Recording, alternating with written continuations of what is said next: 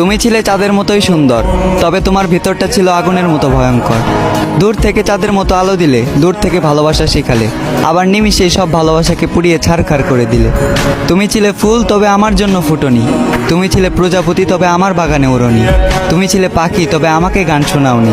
তুমি ছিলে বৃষ্টি, তবে আমার দুঃখকে ভেজাওনি। তোমার ছিল মায়াবী দুইটা চোখ, যে চোখ দিয়ে শুধু আমার উপরের হাসিটাকেই দেখেছো, ভিতরে লুকানো কষ্টটাকে আর দেখোনি।